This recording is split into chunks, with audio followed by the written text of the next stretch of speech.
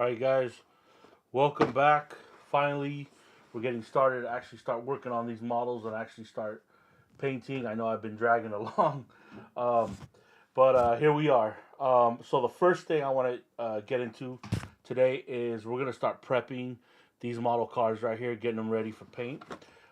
This is what we're working on. I got this cool VW Bug. All right. The other thing I got is a Ferrari Testarossa, one of my favorites. Haven't figured out what I'm gonna do to this, but it's gonna be easy. Just gonna give it a paint job. Everything's gonna be stock. I may change the wheels. Um, the VW Bug's gonna get a little more love, but that's gonna be the topic for today. Is how to print plastic. So for model cars, it's the same thing as real cars. I have um, I have an Impala that I did the interior. I've done it twice actually, but the interior plastic is actually one of the toughest things to get to stick to. All right, I'll prep this by giving you guys a few different things from back in the days. I learned this from a guy named Frank many years ago at I forget the name of the San Carlos Paint or whatever it was back then. The only place down here where they sold House of Color and all that. And I had a car. I had a Pontiac Grand Prix, and I got my hand on these black leather seats. It was tan, and if I wasn't a painter, I will tell you guys I would be customizing interiors. It's my second favorite thing to do other than painting. That's I'd be an upholstery guy if I wasn't doing this. Uh, and what he told me was warm water and soap. Okay, back then they had these spray cans called SEM. The company, anybody who works on cars, you've seen that rack. I think they even have that stuff at your local O'Reilly's or whatever, Cragen or whatever it's called. Um, you've seen those paint cans, right? They that was at the time the best, but the problem was that when you would spray plastic and you would go to touch it or sometimes just blow air on it, it would flake right off and peel off. And I had that issue. So I went to this dude and I was like, what do I do? And Sem has this tube called Sem soap, right? Everybody told me don't use it, but I hear it works. It's just as expensive. It's like $50 for a tube. And so everybody was like, that's ridiculous. Don't use it. So what they said to use was regular old Ivory soap. Okay? Nothing else. You want to stay away with stuff from with fragrances. What's that? What's that store called? Is it Bed Bath and Beyond, or it's that store at the mall that sells all kinds of soaps and stuff. You want to stay away from those places that has all those sparkly things and weird chemicals. It's this and heat, warm water. Okay, that's basically how to do it. That's how he explained to do it. I did it. I painted everything I remember in my yard and it worked. It didn't have any issues. The other biggest thing is going to be contamination, contamination, contamination. Um, that is a very big, very important thing. I think most of the people that I see painting plastic or anything that gets contamination, it comes from unknowingly touching something that you're not supposed to. All right. So my friend Bob taught me about this in great detail back in the days. He used to have a place called Mall to Wild in Redwood City, and about 3 or 4 businesses down, um, we had Martinez. He was a mechanic. You know, he did refinishing too, but he was a mechanic. And so I asked Bob one day, I was like, "How come you never shake this dude's hand? I noticed when he comes to the shop, you kind of stay away, whatever." And he goes, "Well, because of contamination." And that's when he started telling me. So a lot of the times, people like you'll go work on your car, change your spark plugs, do whatever work, coolant, all that stuff that they sell at those places at O'Reilly's, all that oil, antifreeze, all that stuff will contaminate paint really bad. Okay, um, I wear if you know me, you know I wear a lot of Dickie shirts. Okay, I have certain Dickie shirts that I wear when I paint only, and I have Dickie shirts that I wear when I do anything else, whether it's getting mowing the lawn. When you're mowing the lawn, if you have fertilizer, all those chemicals, all that crap, stay away from as much of it as you can when you are painting. Yes, you could wash your clothes. I don't wash any of my clothes if I work on my car, but nowadays, as far as working on my car, I don't work on the engines. My engines are good on my cars. I don't do a lot of, so I just do maintenance, right? But um, there's things, around the house. WD-40 is probably the worst absolute thing that you can kind of get contaminated with. If you sprayed it, you shouldn't be spraying it in your key locks. It actually messes it up. But if you're spraying that stuff and using that for your tools, your drill, whatever you use it for, and you have it on your hands and your skin, you are going to be contaminating the plastic, the water, and everything else that you do. Okay? Um, so it's important to stay away from that. Very, very, very important. Um, in here where I paint, none of that stuff is allowed in here. None of it. I don't have it. I don't have it stored. I only have automotive stuff, my paints, and all my other stuff that I use for art. And like I said, I stay away from that. I don't even have the gloves that I use. I have like regular black gloves for painting and all that, and I have those really heavy mil ones. I think they're 5 mil or whatever the heaviest mil is. I use those separate just for that. Um, if you do use that stuff, or you gotta do whatever you gotta do or whatever, make sure you wash your hands good. Use a brush, get under your fingernails, or cut your nails if you have a lot of crud that got in there. You need to get that stuff out because that's the stuff that when you touch this is gonna get all over there, right? And then you also want to use, where am I? Your ivory soap for it too. Okay, I know it seems like a rant, but I gotta say that I was watching some YouTube videos. Um, I'll give you an example. I saw a guy that was painting the other day. I was just kind of watching um, for let's see if I have. We'll use this one. Okay, so he was like starting to spray. Okay, where am I? Right here. Let me move this right here. Okay, he was starting to spray, right? And first of all, he's holding the paint like he's holding the model like this in his hand. Okay, one, horrible. You should have it on a stand. Have it taped up right here. Okay, you can get one of them Tamiya stands. I have one here somewhere, but I'm sure you guys all know if you do models. I have one here somewhere, but any stand will work. Anything that isn't your paws. Now, if you are gonna touch it, don't. When you mess stuff up, when you contaminate, it's the pressing and holding, which this guy was doing. He was holding the thing like this.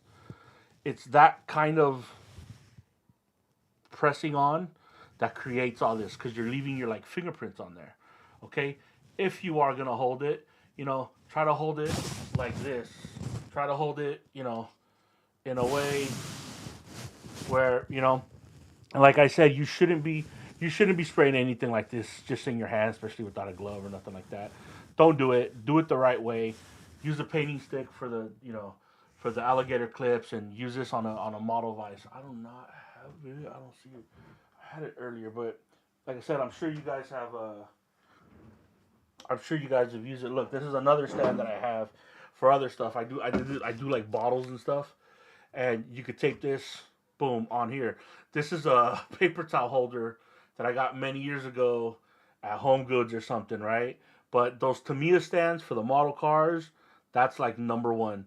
But you don't want to be holding stuff like that. I always see people and they're holding, and if you're gonna do it, use gloves so you're not pressing in and getting those oils on anything, whether it's a real hood, a real car.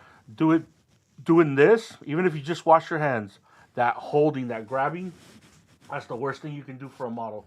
Okay, so I got this kettle. This is an electric kettle, $20. I don't know, whatever at Costco. You hit the button there. You put it up to the temperature you want, and that creates that. So we're gonna move over here. What I'm gonna do is I'm gonna take this camera away. Um, Boom. Goodbye. All right. And so this is where we're at with the buckets, right? So the warm water right here. Okay. Um, so what we got is this is soapy water with the ivory soap. This right here is my bucket. This only has sandpaper in it. You can put a drop of ivory soap. Some people do that. I just change it out after I use. And this is the water. This is kind of cold, right?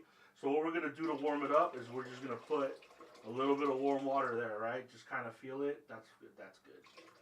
And we're gonna do it to the soapy water too. Okay. That's gonna make the biggest difference in the world. That's about good. You can see the smoke coming up. All right. It already has Dawn soap in it, or Dawn. I always say Dawn soap. It's Ivory soap. All right. Just put a little bit. All right. The other thing is brushes. I got this at This is the Dawn brush, right? Dawn brush at Target for I don't know $2-3 or whatever. These are sponges too. So the thing with this is I keep these separate. I only use this to clean off stuff. I don't use this around the house to clean the toilet, the shower, the sink, and none of that other crap. As you can see, the bristles are pretty damn clean. Okay, there's no contaminants in there, and again, that's another reason why I see so many people contaminating their stuff. All right, please stay away from that. I throw this when I'm done. I let it air dry outside, and in the morning I throw it in a Ziploc bag, and it's good. It's good to go for next time when you need it. All right. So your soap right here, you just want to mix, and pretty much. Oh, and this, by the way, these are gray Scotch-Brite pads. I'm going to get into that more later when we talk about sanding and stuff. I don't think I have a box in here. So, gray Scotch-Brites and red Scotch-Brites, go to a paint shop. A place that sells paint and stuff, and buy them there. You can get them in a box. And this one, I cut it up in a bunch of pieces, little pieces for the model. This is just one piece, and little ones like that. This is going to save you guys a lot of time and a lot of heartache. Okay, so here's the Ferrari. You can dunk it, whatever. Doesn't matter. And all you just want to do is you want to make sure you get every piece of it. Okay? You just want to bathe it in there. Okay? And it's a simple. I know I'm not going to... right? Everyone's like, duh, we know how to do it. But like I said, this is the kind of stuff that people do. I could be wearing gloves too. You'll be okay in this step. But again, you don't want to keep pressing in on stuff. And I just dunk it in the regular water like that. Okay? I could leave it in there. It's no big deal. Here's the VW, the Bug, same thing. Dip it. Okay? You can also do one of these and do that like that too. But what you want to do is you want to get all the grease and crap and all the stuff that's here from the factory, from the machines, that these cars do when they get made. This is just the same that I do for car parts. Okay, and then like that, you just want to dunk it. You can rinse it off. Okay, you can leave it out if you want to. You can dunk that, and then what I do is when I'm done with this, you can take it over the sink and just rinse it all off, and you're good. Same thing with your trees. Okay, keep everything on your trees. If you have a used model that has loose parts, take the loose part out, just put them in a cup or something, and do them separately at the end, okay? Be gentle with this. This brush is a pretty gentle brush. It's not an, I know I just rubbed it on my skin, right? But, like I said, here you're just getting all this crud out, all this stuff. It doesn't have to be too heavy. Again, you don't want to mess up the sprues neither, but you do want to decontaminate and get all that crud and all that garbage out. It's up to you how many times you want to wash it. I know people that do it 3-4 times. Just one time I think is going to be fine. Here's your interior right there. This is the nicest red molding I've ever seen on any car. The way this came packaged, this Ferrari, you could tell Ferrari told Tamiya, hey, you got to make sure it looks extra nice. It's just nice and clean. The wheels already come with the tires on. At least this one did. I don't know if the guy got it off of eBay had done that before. But pretty much that's it. You want to get everywhere. And yes, it's going to make a mess. I have a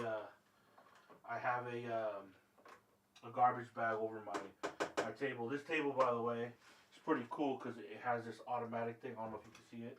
But it lowers down like that if I need to be able to go like that. But I'm pretty tall, so I kind of like it like that.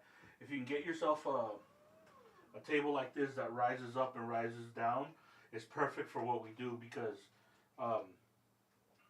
depending on what you're painting at what height, that can help you out a lot. You know, my easels are the same way. You know, look, these very, very thin sprues. Look, Just go over them gently like this, okay?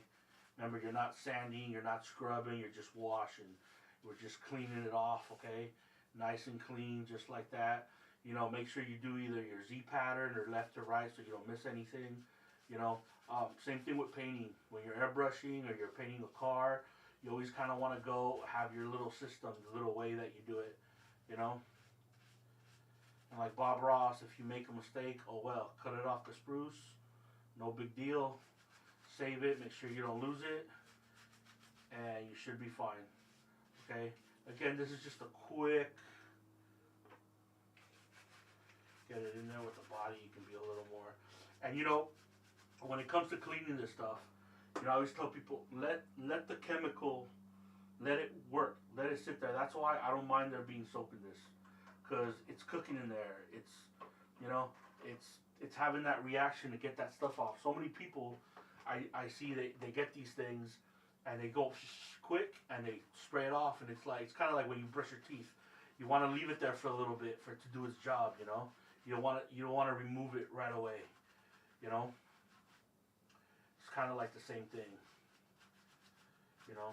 Like I said, just give it a good.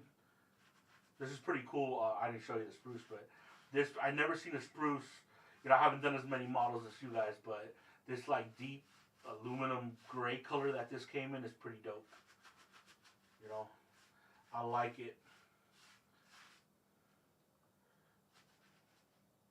Look, see that little so see that engine kind of moved on me. Put your hand under it like that for some support. It's an engine block or whatever the hell it is. Alright, and in the bucket. So that was the Ferrari and the VW Bug. Excuse me, the Bug body. This is the Bug, the VW Bug. It's pretty cool. I didn't realize no engine, which is good. I didn't really want to do an engine for this one. So this one, when I paint, I'm gonna do. I have an idea. I'm going to do a pretty good tricked out job. And then we'll go from there.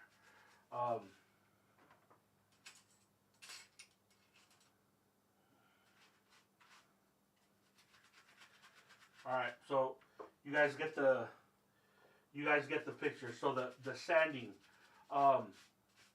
the gray Scotch-Brites. So red Scotch-Brites, if you're doing heavy stuff. If you're doing a wood panel for the custom painters out there, something on even metal, you want to use that red Scotch-Brite. The red Scotch-Brite's a little heavier. The grays are the fine. Now, you're gonna hear me say this a lot. I want to bring this up. I don't buy anything that I work on for my automotive or models or whatever. I don't buy anything at Home Depot. Tape. I see a lot of people use tape. I use tape for automotive paint. Okay? The crap that they sell at Home Depot is good for homes and all that.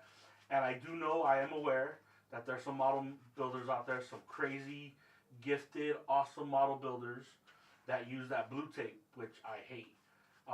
Don't use it. That stuff for drywall. But I am aware that there's some people out there that use it and they know how to use it. Good for you. Use it. But if you're starting off and you're having adhesion problems and your paint ain't sticking, this is where you want to be, okay? You don't want to be using that tape. Tape for automotive is specifically made to handle these colors, to handle House of Color, to handle reducers, to handle Axalta, PPG and all that. It's made to handle all that so it doesn't melt, so it doesn't chemically like unbond, I guess, with the paint. So what'll happen is in the paper too, like I don't know if you can see. Oh no, I have this paper. I have a pattern on this. This is not the same paper from Home Depot. That is automotive grade. It's masking paper that I use to mask under here under this table. But also when you're masking a car, when you're masking, you know, your the windows or whatever, you can use this stuff. They got plastic stuff too. So there it is. I'm done. I'm gonna go rinse this out. I'll end the stream. You guys don't need to see me rinse it.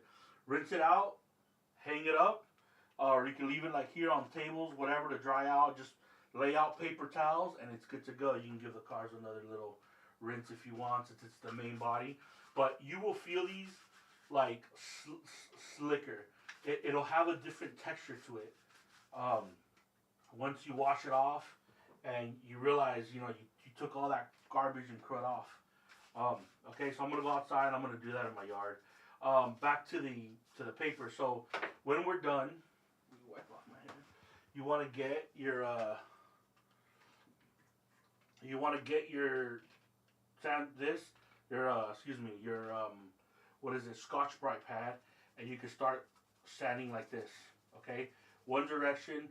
The soap, if you put a drop of soap in it, it acts kind of like a lubricant, which is cool. It gives it a smooth, you know. Um, I recommend you hitting everything with this.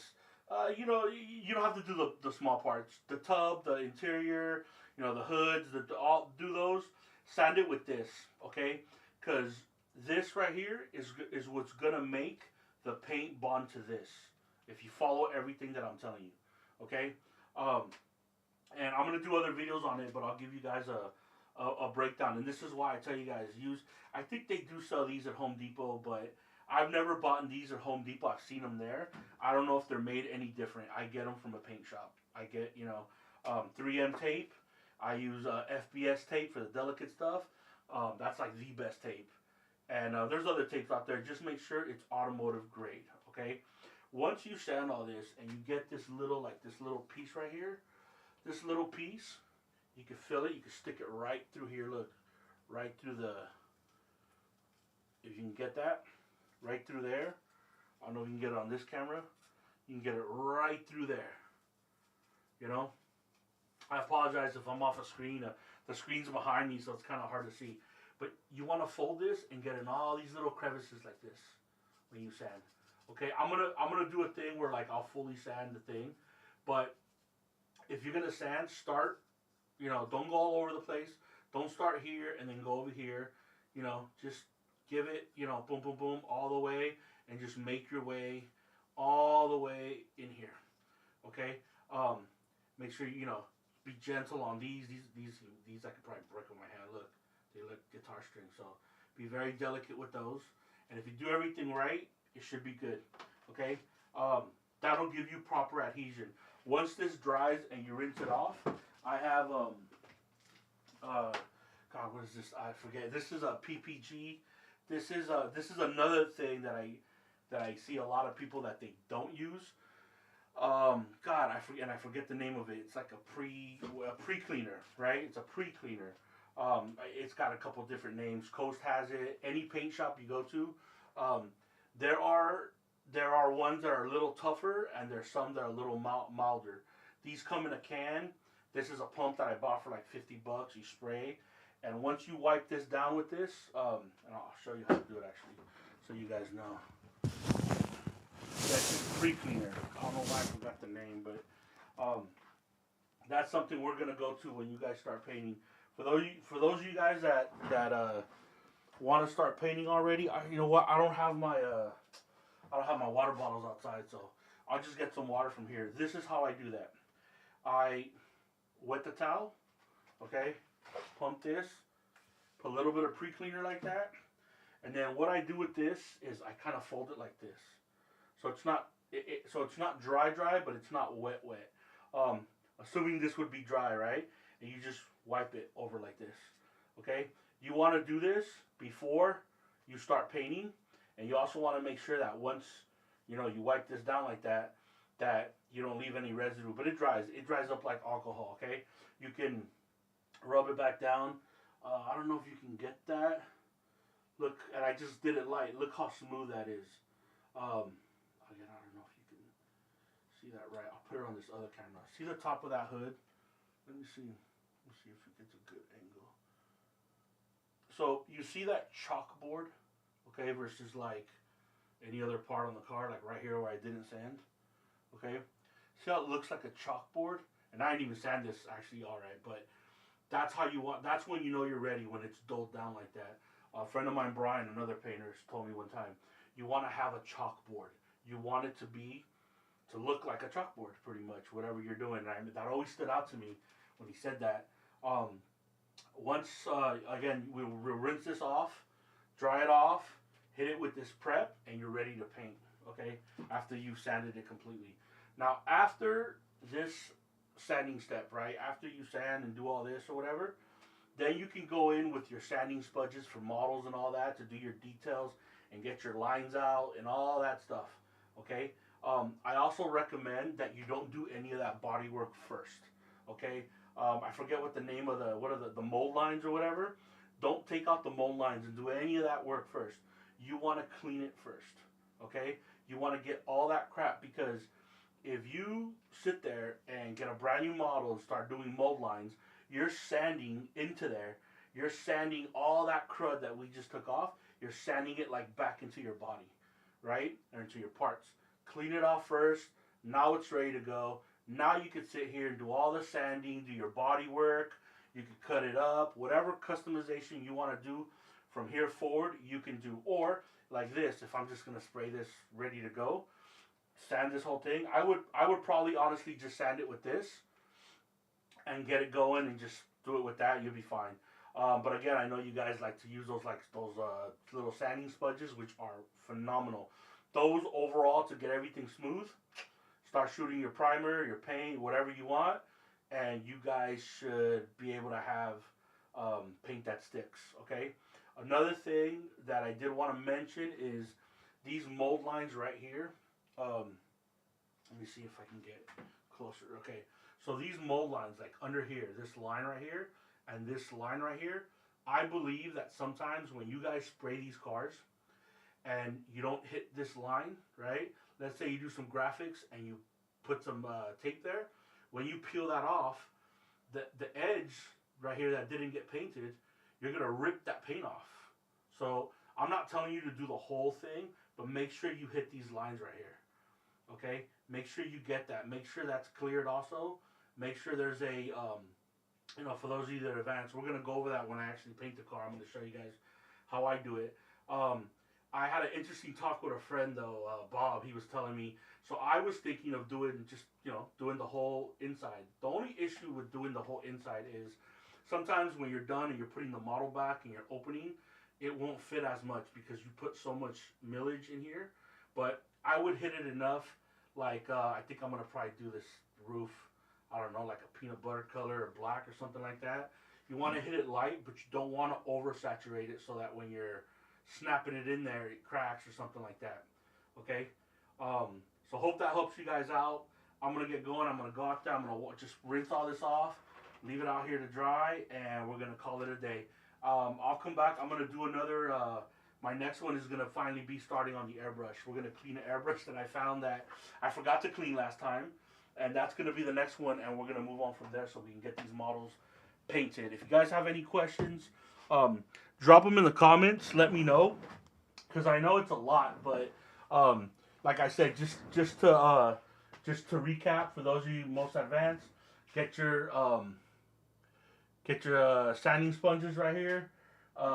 Water with ivory soap, okay, warm water. Again, you don't have to use warm water, but it's what I've done.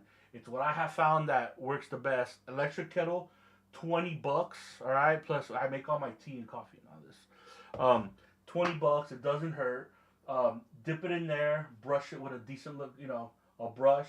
Make sure the stuff that you use for this stuff, don't go wash your dishes with it or nothing like that. Don't go cleaning little pots and pans, because you're going to contaminate everything. Make sure your hands are clean, and again, just dip, rinse this out, and when you're done, you're ready to start prepping and doing your body work or spraying and all that stuff, okay? Make sure you use the gray Scotch-Brite, okay? Do not use the red ones for plastic, all right? That's all I got for you guys. Till next time, this is Paint Maverick. Thank you for joining me. See you guys later.